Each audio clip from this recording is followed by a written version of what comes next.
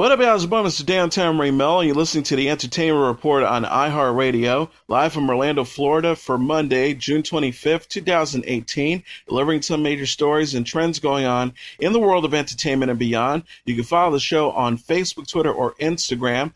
Facebook.com/The Entertainment Report with Ray Melo. That's RAYMELO. On Twitter at The Enter Report, or on Instagram at The Entertainment Report. You can listen to the show anytime you want on iHeartRadio. Just go to iHeart.com or your iHeart phone app, search for The Entertainment Report, and it'll take you to the page. I hope everyone had a fantastic weekend.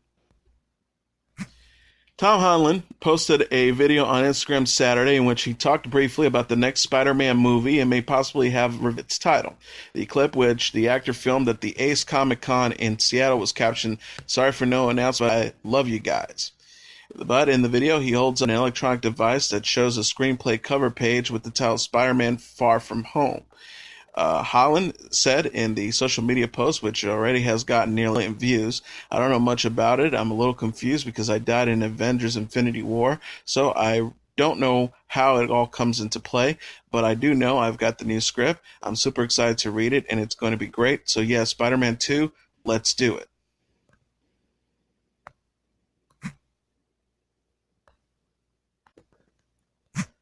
Former Game of Thrones co-stars Kit Harington and Rose Leslie exchanged wedding vows at a castle in Scotland on Saturday after dating for nearly 6 years. Us Weekly said Leslie chose a long-sleeve ivory dress with lace embellishments, a floral headpiece, and a long veil for the occasion, and her new husband wore a mourning suit. Among the guests were Game of Thrones cast members Peter Dinklage, Maisie Williams, Sophie Turner, and Emilia Clarke. The Guardian reporter noted the castle belongs to Leslie's family, and her father Sebastian walked her down the aisle out of the Rain Church at the Kirkton of Rain, Aberdeenshire. Harrington and Leslie, who are both 31, announced their engagement last September.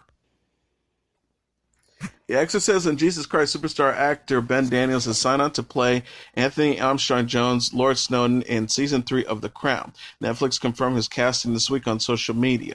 Daniels said in a statement, "After being glued to the first 2 seasons of The Crown, I'm beyond thrilled to be joining the cast of this incredible piece of television. Snowden was such a dynamic and complex man. I'm really looking forward to playing him." Matthew Goode played the role of Princess Margaret's free-spirited husband in Season 2 of the show. The period drama about Britain's long-reigning Queen Elizabeth II has been entirely recast after a time jump in the narrative, with Olivia Colman taking over as the monarch from previous portrayer Claire Foy. Tobias Menzies replaces Matt Smith as Prince Philip, and Helena Bonham Carter replaces Vanessa Kirby as Margaret. Ben Daniels will play Anthony Armstrong-Jones, Lord Snowden, in The Crown Season 3. Producer Seth Rogen acknowledges his blood-soaked series, which routinely challenges the concepts of religion and faith, isn't for everyone. Rogen said in a recent teleconference with reporters to promote Season 3 of the supernatural drama, "I think there's so many shows on television now that to us being different is a good thing. And if you don't like it, then guess what? There's 100 million other shows that you have the opportunity to watch." He says, "Our show keeps getting protested," which was hilarious, but it's not an easy show to watch even. You have to go to AMC here and watch it when it airs, or use the AMC app, which not as many people use as one might hope. So what we also found is people were seeking out the show to complain about it, which was just kind of like a fun dynamic that we saw playing out. Season 3, which begins Sunday, will feature the cast of Broadway icon Betty Buckley. Rogen says he and filmmaking partner Evan Goldberg wanted Buckley to play the evil sorcerer's grandaunt in Preacher after they saw Ada's Nephilim in the 2016 horror movie Split. Rogen said, "We saw Split. Split was awesome, and we said we should get the woman who was in Split, and that's Betty Buckley, and she crushed it. She's just awesome." Infused with pitch black comedy, Preacher is about a minister with a violent past seeking redemption. It stars Dominic Cooper as Jesse, the title character, Ruth Negga, his off-on-again girlfriend Tulip, and Joseph Gilgun as Cassidy, Jesse's best friend, and a virus smitten with Tulip. Rogen and Goldberg, 36 years old, lifelong friends and creative partners, executive produced the show and have co-directed several episodes.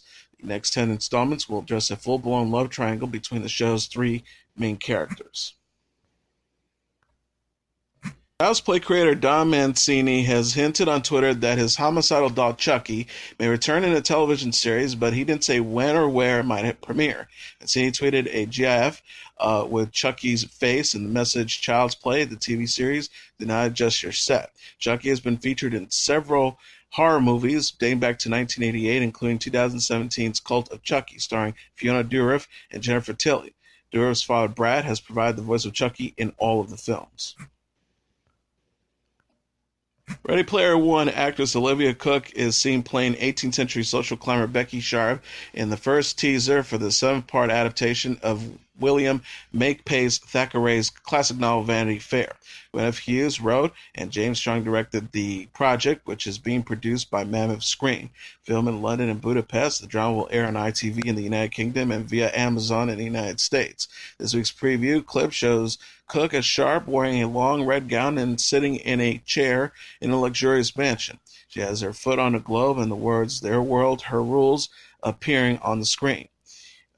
The British network's Polly Hill said in a statement, Vanity Fair feels like the perfect classic to adapt for ITV, and Gwyneth Hughes' stunning scripts bring the novel to life in a way that will really connect with modern audiences. The question was always, who would be our perfect Becky Sharp?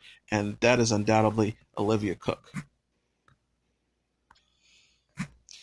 Reality television personality Joanna Gaines announced she has given birth to her 5th child and shared photos of the newborn on social media this week. Gaines, who's 39, tweeted Saturday, along with photos of her and her infant son in the hospital, "Our baby boy, Crew Gaines, is here, and we couldn't be more in love. He made an unexpected and speedy entrance into the world 2.5 weeks early, which is fitting given he was a sweet surprise from day one. Thank you for all your thoughts and prayers. We're so grateful." Gaines' husband, Chip, wrote on his own Twitter feed, and then there were 5. The Gaines crew is now 1 stronger, 10 beautiful toes, and 10 beautiful fingers, all accounted for, and Big Mama is doing great. Hashtag blessed beyond belief. The Fixer Upper Stars recently celebrated their 15th wedding anniversary. They announced last month that they were expecting their 5th child.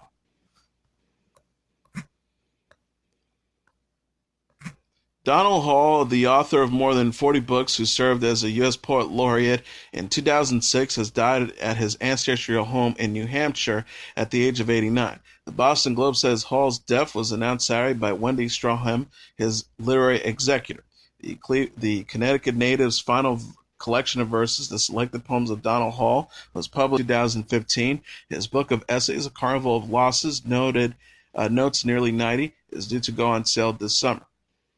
U.S. President Barack Obama presented Hall with the National Medal of Art in 2011, the New York Times noted. Hall survived by Philippa Smith and Andrew Hall, his children from his first marriage to Kirby Thompson. They divorced in 1969, and Hall married poet Janet Kenyon, with that union lasting 23 years until Kenyon's death in 1995.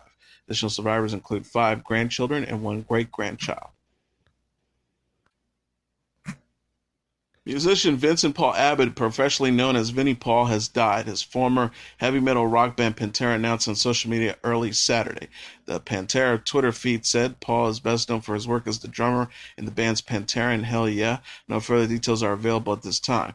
Family requests you please respect their privacy during this time. TMZ said the 54-year-old drummer was a founding member of the band along with his brother Dimebag Darrell Abbott, who was shot and killed with 3 other people during a 2004 concert.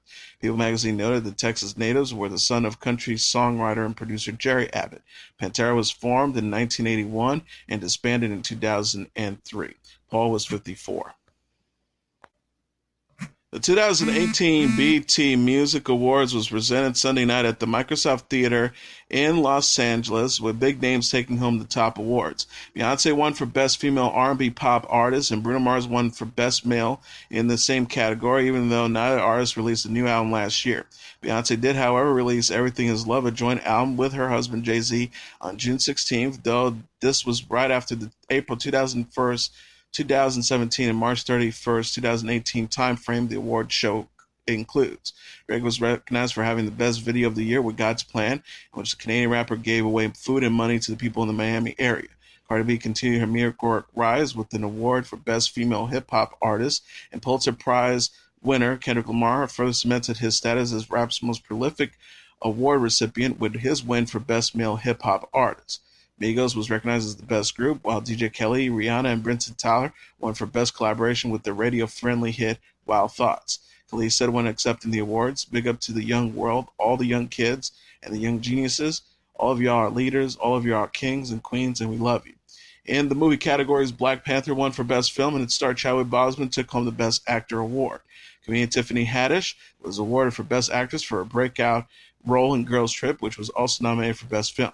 Haddish accepted her award in a pre-recorded sketch with host Jamie Foxx. Meek Mill performed his new track "Stay Woke" on Sunday night at the BT Awards while wearing a hoodie that paid remembrance to two rappers who were killed on the same day this month. While performing "Stay Woke" with Miguel, Mill wore a hoodie with an image of XXXTentacion on the front and Jimmy Wupo on the back. Both men were shot to death in separate incidents on June 18th, and Mill reportedly wore the hoodie as a statement against gun violence. Charlamagne the God tweeted, "And best use of his platform tonight goes to Meek Mill." On June 18, Wupo, born Trayvon Smart, was gunned down in his Pittsburgh neighborhood. He is found in his car with another man who had been also shot. Wupo, 21, was taken to a nearby hospital where he died. The passenger was in stable condition. That same day, XXXTentacion, born Jashawn Dwayne Onfroy, was shot by two identified gunmen when he returned to his vehicle after shopping for a motorcycle in Deerfield Beach, Florida. He was 20. Both murders are being investigated. No arrests have been made.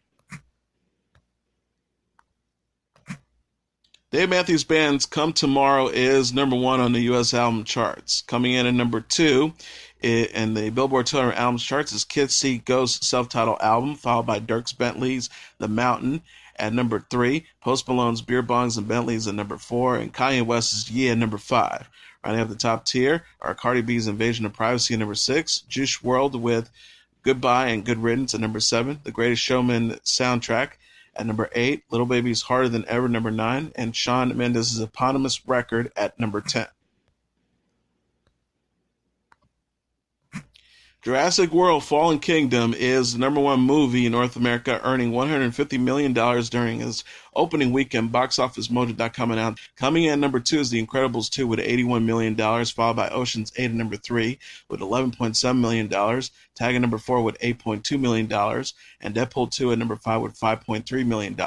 Running up the top tier are Solo, A Star Wars Story, number 6 with $4 million, Hereditary, number 7 with $3.8 million, Superfly at number 8 with $3.4 million, Avengers Infinity War, number 9 with $2.5 million, and Won't You Be My Neighbor, number 10 with $1.9 million. And now let's take a look at what happened on this date in entertainment history. On this date in 2009, the king of pop Michael Jackson dies at the age of 50. Michael Jackson, one of the most commercially successful entertainers in history, dies at the age of 50 at his home in Los Angeles, California, after suffering from cardiac arrest caused by a fatal combination of drugs given to him by a personal doctor. Jackson released his first solo album, Got to Be There, in 1972, while continuing to sing with his brothers. 6 years later, in 1978, he made his big screen debut as the Scarecrow in The Wiz, an adaptation of the Broadway musical of the same name. Directed by Quincy Jones, the film starred an all-black cast that included singer Diana Ross as Dorothy. Jones collaborated with Jackson on his 1979 album, The One which sold 7 million copies worldwide. The pair teamed up again for Jackson's now iconic 1982 album Thriller, which went on to sell 50 million copies around the globe, making it the best-selling studio album of all time. Thriller is credited with jump-starting the era of music videos and playing a key role in the rise of the then-fledgling cable TV network MTV, which launched in 1981. In 1983, Jackson created a massive sensation on a live Motown anniversary TV special when he performed his now signature moonwalk dance step while wearing a black fedora and a single white glove covered with the rhinestones. According to the Los Angeles Times critic Robert Hilburn, the performance served as Jackson's unofficial coronation as the king of pop. Within months, he changed the way people would hear and see pop music, unleashing an influence that rivaled that of Elvis Presley and the Beatles. Jackson's next solo effort, Bad, debuted in 1987 and sold 8 million copies and featured a music video from acclaimed movie director Martin Scorsese. By this time, however, Jackson had paid a high price for his massive success. According to the Los Angeles Times, he became so accustomed to bodyguards and assistants that he once admitted that he trembled if he had to open his own front door. By the late 1990s, Jackson's life was near constant tabloid fodder. In 1993, he was accused of molesting a 13-year-old boy who had been a sleepover guest at his home.